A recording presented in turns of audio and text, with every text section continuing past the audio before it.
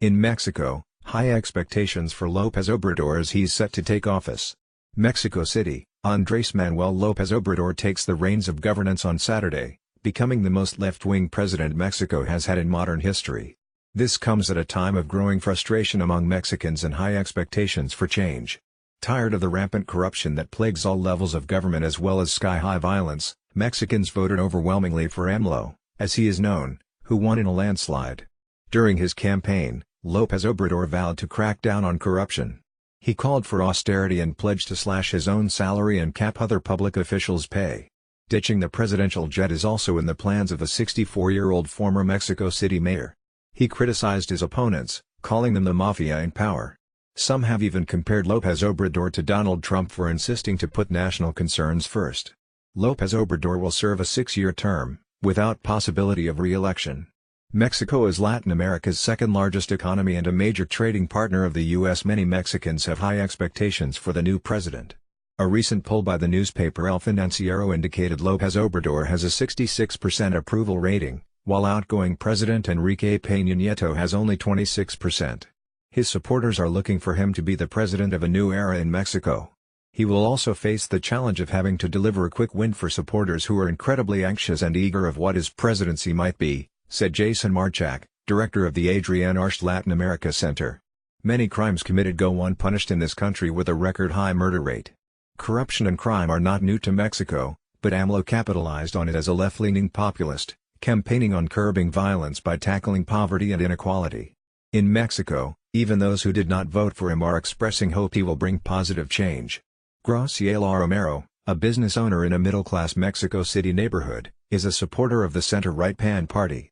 Her top issue is the economy. She's upset she's had to increase the price of the fruits and vegetables she sells to counter more expensive fuel prices.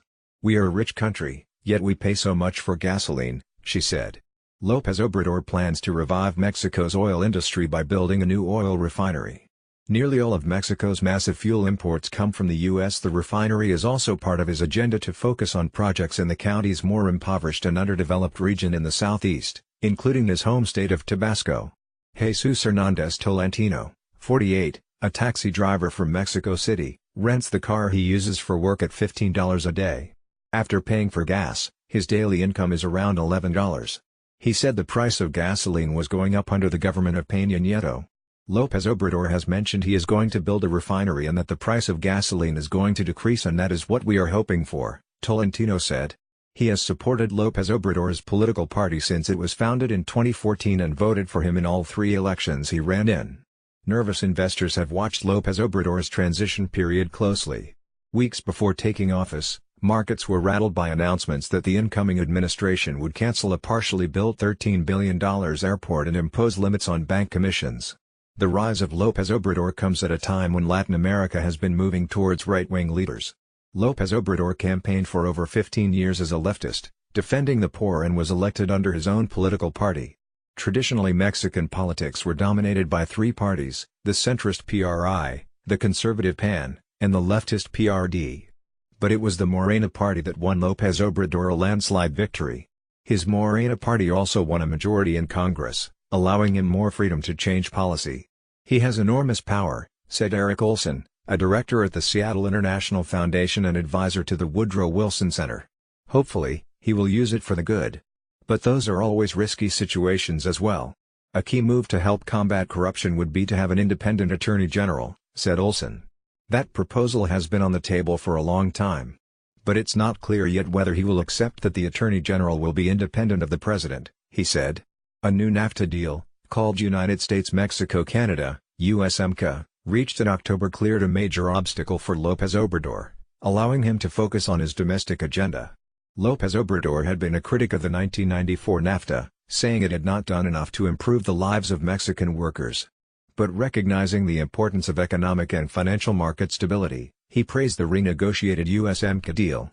How López Obrador handles relations with Trump, who has sparred with Mexico over calls for a border wall, will be closely watched. The recent migrant caravan, that has resulted in over 5,000 Central Americans camped out in a sports complex in Tijuana, recently presented López Obrador with a difficult task: appease Trump while upholding his position of defending the poor. AMLO signaled on Tuesday he would be willing to house the migrants on Mexican soil while they apply for asylum in the U.S., something Trump has demanded. He also called on Trump to contribute to development projects to help create jobs in Central America to help stem the flow of migrants. If Central American migrants continue to make their way to Mexico in large numbers for years to come, it could erupt into a political crisis for López Obrador. But for the majority of Mexicans, Central American migrants are not top of mind. Vanessa Calderon, 22, a third-year medical school student, has already decided she does not want to have children as she weighs what she sees around her and what she thinks is coming.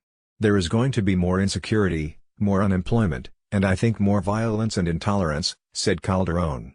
She did not vote for López Obrador, though most of her family did. Yet, she is still hopeful.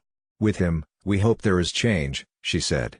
I, as a young person, do not expect anything from the Mexican government because each time, we go from bad to worse. Olson said López Obrador has created enormous expectations by talking about his government as the fourth great era in Mexican history. When you talk in that kind of grandiose way, you worry that expectations are too high. Carmen Sesson is a reporter based in Miami.